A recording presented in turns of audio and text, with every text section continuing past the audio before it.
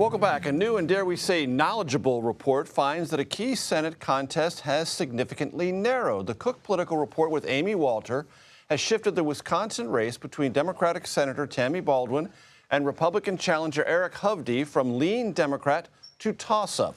In August, surveys from the Cook Political Report found Baldwin leading Hovde by 7 points. Now, its latest polling shows the Democratic lawmaker holding a 2-point edge over Hovde. Senate and Governor's editor for the Cook Political Report, Jessica Taylor, joins us now. Jessica, always great to have you with us. Great to be back. What's going on in Wisconsin?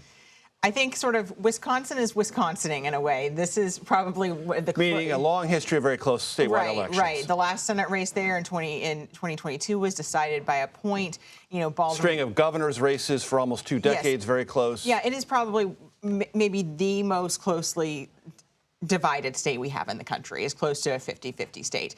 And I think that, you know, we have seen, this is the story in a lot of these Senate races, that you saw Republicans sort of underperforming Trump's numbers. They're sort of beginning to consolidate. And, you know, our polling, again, as you said, showed a big jump in the poll from our last survey in August. And this mirrors both Republican and Democratic internal polling that I've seen in the state, where this is a margin of error race. And I think, you know, as the presidential race goes, there's a good chance the Senate race could go as well. That's why we have Jessica here in the Cook Political Report with Amy Walter, because not only do you evaluate things that everyone can see, you talk to the campaigns, and sometimes, for their own benefit, they share their internal data, which gives you a better granular sense of where races are.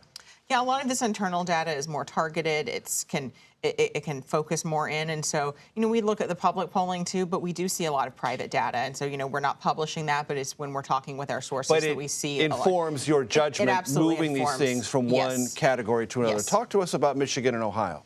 So Michigan is another one that I think, you know, internal polling over the past few weeks has had this open race. It's an open seat race. It's the most competitive open seat race on the map there, with Democrat Alyssa Slotkin and Republican Mike Rogers. You have Rogers, a former FBI agent, Slotkin, a former CIA analyst. But, you know, I think they have their first debate tonight, in fact. So I think, you know, Slotkin is ahead slightly, but I think it's still a very close race. We're watching this one.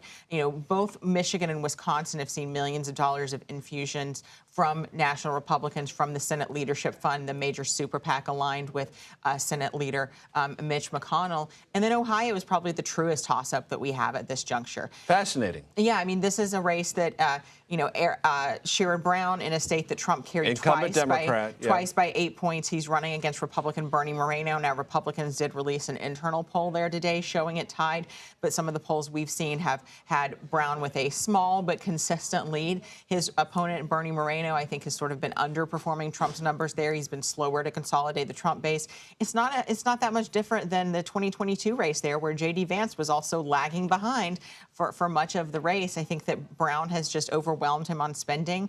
And, you know, Moreno, he's been hit for things he said about abortion rights and things in the state. He's sort of been assailed by Democratic attacks on that and on his businesses.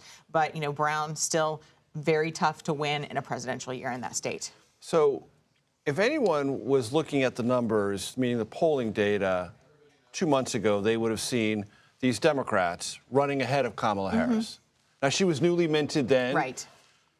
Now things seem to be getting closer in the sense that they're running about the same numbers. Does that strike you, Jessica, as things just reverting to where they should be, or a trend that is possibly worrisome for some of these Democrats? I think they're reverting to a little bit of where they should be. In 2016, we saw every single Senate race go the same way as the presidential race. In 2020, only Susan Collins managed to win re-election, even as Biden carried her state. So I think in these sort of blue wall states, we are seeing some of that, you know, sort of coming convergence. Convergence, exactly. I will say 2 races where we aren't seeing that, though, are in Arizona and Nevada. Those are races we still rate as lean Democratic, but we've seen the Democrats have much larger leads in there. I think you have a weaker opponent in Arizona with Carrie Lake, who's still, you know, behind significantly, even as some polls have had Trump winning the state. And I think in Nevada, Sam Brown had the potential to be a stronger candidate. He hasn't raised as much money, I think, as he needed to. Democrat Jackie Rosen has really been able to overwhelm him on fundraising and put out a big lead there. Jessica Taylor, always a pleasure. Thanks so much for being here.